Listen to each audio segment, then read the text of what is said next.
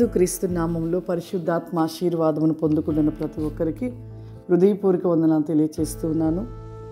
ఈరోజు పరిశుద్ధాత్మ దేవుడు మనకిస్తూ ఉన్న వాగ్దానము దావీదు రాసిన కీర్తనలు 71 అధ్యాయము 20వ వచనము.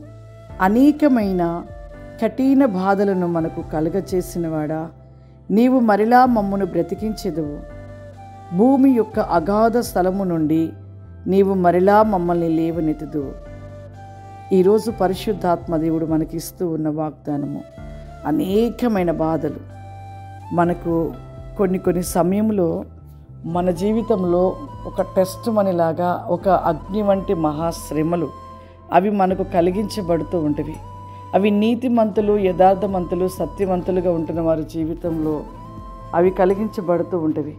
ఆ సమయంలో మనము కృంగిపోవడమో, బాధపడడమో, దుఃఖపడడమో ఎప్పుడూ చేయకూడదు. ఒక శ్రమ వస్తూ ఉందంటే అది మన మేలు కొరకే.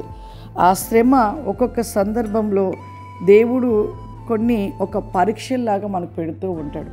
అవి ఆర్థిక ఇబ్బందులే కావచ్చు, అప్పుల సమస్యలు అంటే మనకి ఏమీ లేని స్థితి అయినా కావచ్చు, ఒకవేళ ఇంకా అనేకమైన కష్టాలు, నిందలు, అవమానాలు, శ్రమలు ఎన్నోవి మనకి కలిగించబడుతూనే ఉంటాయి. ఒక మనిషి జీవితంలో నెమ్మది లేకుండా కూడా తీవ్రమైన బాధలు, దుఃఖము, వేదన ఇవన్నీ కూడా కొన్ని సందర్భంలో మనకు చేయబడుతున్నప్పుడు మనము వాటిని బట్టి కృంగిపోకూడదు, వాటిని బట్టి మనం బాధపడకూడదు. దేవుడు అంటూ ఉన్నాడు, భూమి యొక్క అగాధ స్థలంలో నుండి కూడా నీవు మరలా మమ్మల్ని లేవనెత్తుదు. ఇక్కడ దావీదు మాట్లాడుచున్న మాటలు ఇవన్నీ కూడా నిజమే. ఎన్ని అయినను కూడా మనం ఓర్చుకునుట, భరించుట, నిరీక్షణ కలిగి ఉండుట దేవుడు అది చూస్తూ ఉంటాడు. ప్రతి మనిషికంట ఒక్కొక్క అవయానికి ఒక పరీక్ష పెడతాడంట దేవుడు. ఆ పరీక్షలో ప్రతి ఒక్కరూ ఓర్చుకొని భరించి సహిస్తే మాత్రం వాళ్ళు ధన్యులుగా అవుతారు. ప్రతి అవయానికి ఒక పరీక్ష. ఆ పరీక్ష వ్యాధే కావచ్చు, ఒకవేళ నీకు యాక్సిడెంటే కావచ్చు, ఒకవేళ ఇంకా ఏమైనా కావచ్చు, అయినను కూడా భరించుటే నేర్చుకోవాలి. అలా నేర్చుకున్నప్పుడు దేవుడు ప్రతి విషయం నుండి కూడా దేవుడు మనని రక్షిస్తాడు. మరణాపాయం నుండి కూడా మనను తప్పించి, రక్షించి, కాపాడి సజీవంగా దేవుడు మనల్ని లేవనెత్తుతాడు.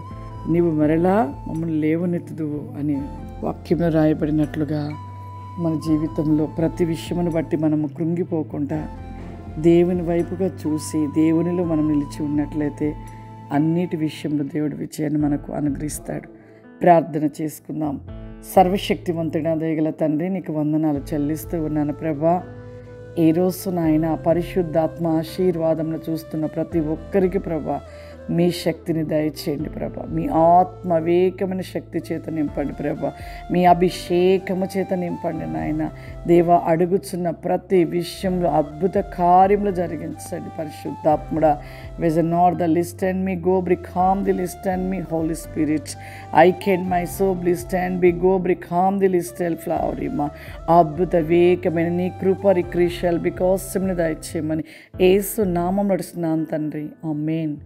God bless you. దేవుడు మిమ్మల్ని దీవించును గాక. ఆమేన్.